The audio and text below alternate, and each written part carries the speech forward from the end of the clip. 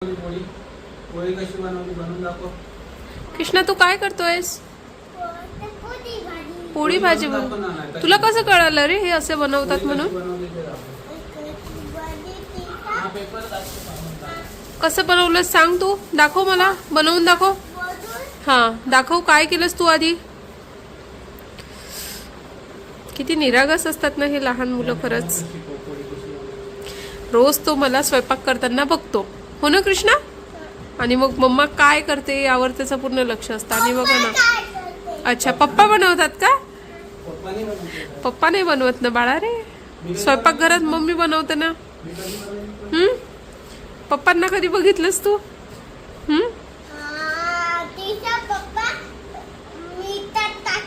मीठ टाकतो का पोळीमध्ये? अच्छा अच्छा, हा हा.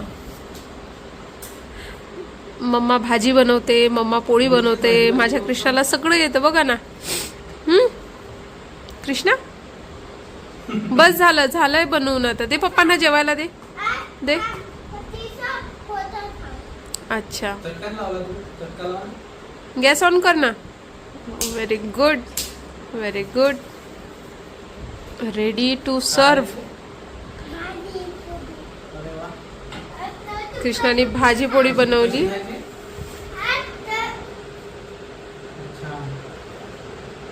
कसं खायचं हे पण डायरेक्शन देतोय कृष्णा.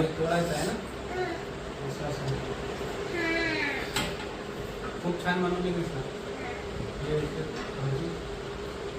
मम्माला दे ना कृष्णा, मम्माला दे ना थोडस खायला, दे मम्माला.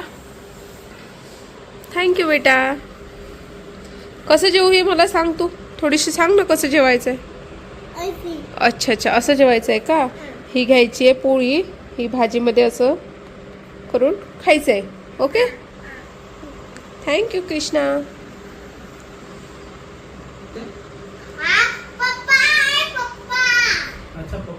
कृष्णा हा, कृष्णा आज पप्पा झालाय आणि पप्पानी बनवले म्हणून त्याचे पैसे द्यायचं काम नसतं, हो ना कृष्णा? म्हणजे तुला हे पण कळतं का की पप्पांकडून पैसे नसतात घेत किंवा पप्पांना पैसे देत नसतात, बरोबर? थँक्यू कृष्णा पप्पा.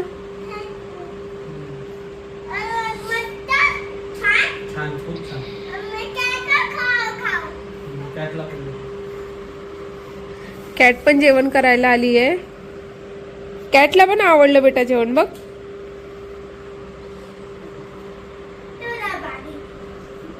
हा ब्लॉग त्यासाठी आहे की तुम्ही तुमच्या मुलांच्या समोर जे काही ॲक्टिव्हिटी करत असाल ना ती थोडीशी ना एक समजूतदारीने किंवा एक लक्षपूर्वक करा असं माझं म्हणणं आहे. कारण आपण जे काही घरात करतो तो एक सायलेंटली आपली मुलं ऑब्झर्व करत असतात आणि मग सेम टू सेम त्याची कॉपी करतात.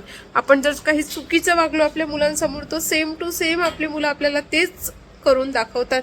मग आपण त्यांच्यावर रागवतो की तू हा असा कसा वागला, तुला हे असं कोणी शिकवलं. नकळतपणे आपणच आपल्या मुलांना काहीतरी चुकीचा मेसेज देत असतो नेहमी. ह्याकडे थोडंसं लक्ष ठेवा. म्हणजे सगळ्या पेरेंट्सला माझा हा व्हिडिओ जो कोणी बघत असेल ना त्या सगळ्या पेरेंट्सला माझं एक आवर्जून सांगणे आहे की घरातलं वातावरण जे आहे ते मुलांशी असं फ्रेंडली ठेवा.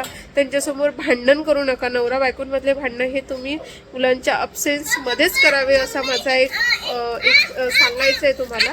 कृष्णा काय म्हणतोय, काय बेटा?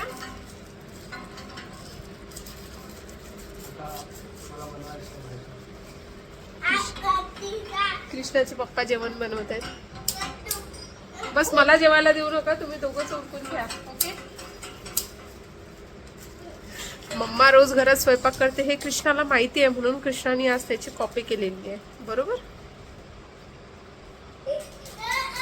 आपल्या मुलांना जर चांगली वळण लावायची असेल तर एक सोपा उपाय आहे. त्यासाठी कुठलंच मेजर हार्डवर्क असं काहीच तुम्हाला घ्यायचं नाहीये. फक्त काय आहे की आपण चांगलं वागायचं.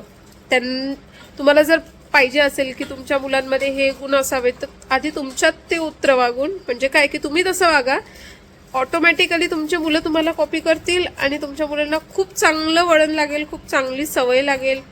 आपण ज्याला म्हणतो ना चांगली घडवलंय मुलांना, ते घडवण्यासाठी स्वतः फक्त थोडेसे बदल करायचे आहेत, बाकी काहीही करायचं नाहीये. आणि एंड रिझल्ट जो आहे ना तो मी स्वतः अनुभवलेला आहे. जेव्हा मी कृष्णासमोर खूप चांगल्या काही ॲक्टिव्हिटीज करते ना कृष्णा ऑटोमॅटिकली मला फॉलो करतो. त्याचे बाबा जेव्हा देवासमोर जाऊन हात जोडतात तर कृष्णा शेजारी उभा असतो नेहमी. कृष्णाला सांगण्याची गरज पडत नाही की बाबा जा आणि तू देवाला नमस्कार करून ये.